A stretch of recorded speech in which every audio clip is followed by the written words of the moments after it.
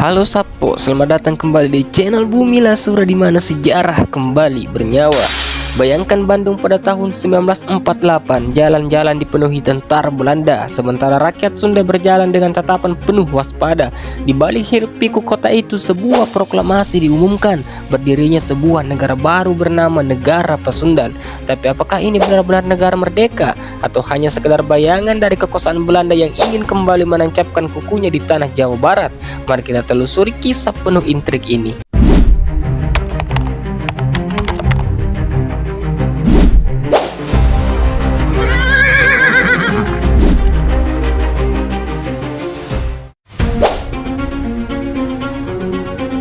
Lahirnya negara Pasundan tidak bisa dilepaskan dari peristiwa setelah proklamasi 17 Agustus 1945. Republik Indonesia berdiri dengan semangat kemerdekaan, tetapi Belanda menolak kehilangan jajahannya.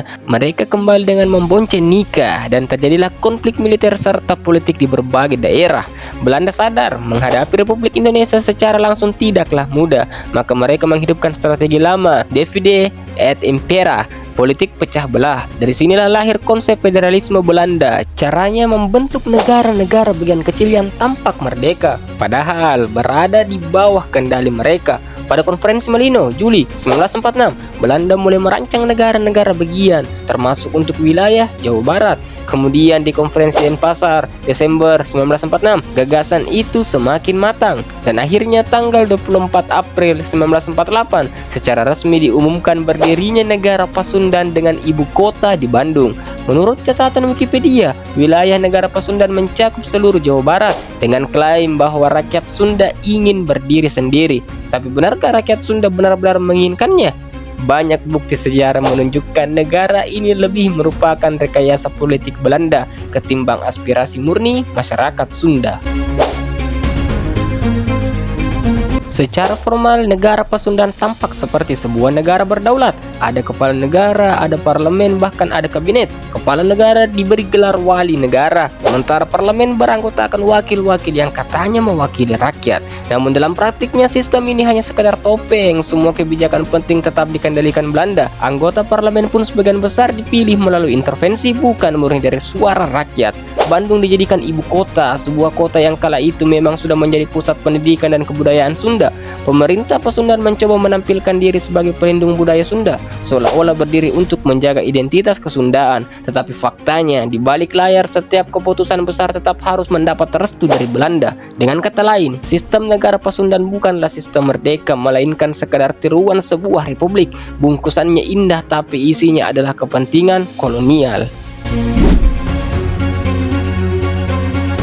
Tokoh utama dalam berdirinya negara Pasundan adalah Raden Adipati Arya Wiranatakusuma, seorang bangsawan Sunda yang dihormati. Beliau ditunjuk sebagai wali negara pertama. Wiranatakusuma punya pengaruh besar di Jawa Barat, tapi penunjukan ini menimbulkan dilema. Di satu sisi beliau adalah tokoh adat Sunda yang dihormati, di sisi lain posisinya sebagai wali negara membuat banyak orang menilainya sebagai bagian dari politik Belanda. Selain Wiranatakusuma, ada Hilman Jayadiningrat yang berperan dalam struktur pemerintahan. Jayadiningrat dikenal sebagai birokrat yang cakap, tapi lagi-lagi kedekatannya dengan Belanda membuatnya diragukan oleh kalangan Republikan. Menariknya, banyak tokoh Sunda lain justru menolak Pasundan. Para pemuda Sunda, laskar rakyat, dan pejuang kemerdekaan di Jawa Barat lebih memilih bergabung dengan Republik Indonesia. Hal ini menunjukkan bahwa kepemimpinan Pasundan tidak sepenuhnya diterima rakyat. Bahkan, sebagian tokohnya dipandang sebagai boneka politik yang dimanfaatkan Belanda untuk melegitimasi kekuasaan mereka di tanah Sunda. Sejak awal berdirinya, negara Pasundan sudah syarat dengan kontroversi. Pertama, legitimasi berdirinya dipertanyakan. Negara ini lahir bukan dari perjuangan rakyat, tetapi dari rekayasa Belanda. Kedua, rakyat Sunda sendiri tidak sepenuhnya mendukung. Justru banyak perlawanan muncul dari Jawa Barat. Laskar-laskar Sunda seperti Hizbullah, Sabilillah, hingga perjuangan Darul Islam menentang keras keberadaan negara boneka ini. Ketiga, setiap kebijakan Pasundan selalu dicurigai sebagai kepanjangan tangan Belanda. Bahkan, ketika wali negara Wiranatakusuma mencoba menunjukkan sikap netral, tetap saja publik menilai bahwa Pasundan hanyalah alat kolonial.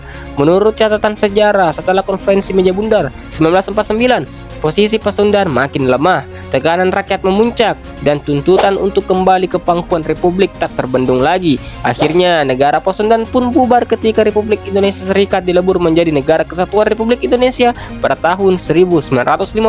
Dengan begitu, Pasundan tercatat dalam sejarah bukan sebagai lambang kedaulatan Sunda, melainkan sebagai simbol politik pecah belah Belanda yang gagal. Dari perjalanan panjang sejarah ini, kita bisa melihat bahwa negara Pasundan bukanlah negara merdeka yang lahir dari kehendak rakyat, melainkan produk politik pecah belah Belanda. Meski dipimpin oleh tokoh-tokoh besar Sunda seperti Raden Wiranata Kusuma, legitimasi negara ini sejak awal sudah rapuh. Rakyat Sunda lebih memilih berada di barisan Republik Indonesia, berjuang bersama demi kemerdekaan yang sejati. Dan pada akhirnya, ketika Republik Indonesia Serikat dibubarkan pada tahun 1950, negara Pasundan pun lenyap dari peta. Sejarah mencatatnya bukan sebagai simbol kejayaan, melainkan sebagai pengingat bahwa politik kolonial selalu berusaha memecah belah bangsa. Kisah Pasundan memberi pelajaran penting bahwa persatuan adalah kunci melawan penjajahan. Selama rakyat bersatu, sebesar apapun usaha pecah belah akhirnya akan gagal. Terima kasih sudah menonton cerita tentang negara Pasundan, salah satu episode menarik dalam perjalanan sejarah bangsa kita. Kalau kamu suka dengan video ini, jangan lupa untuk like, share, dan tinggalkan komentar tentang pendapatmu mengenai negara Pasundan. Dan tentu saja tekan tombol subscribe dan aktifkan lonceng notifikasinya supaya kamu tidak ketinggalan kisah-kisah sejarah Nusantara lainnya yang akan kita bahas di channel ini. Sampai jumpa di video berikutnya. Salam sejarah.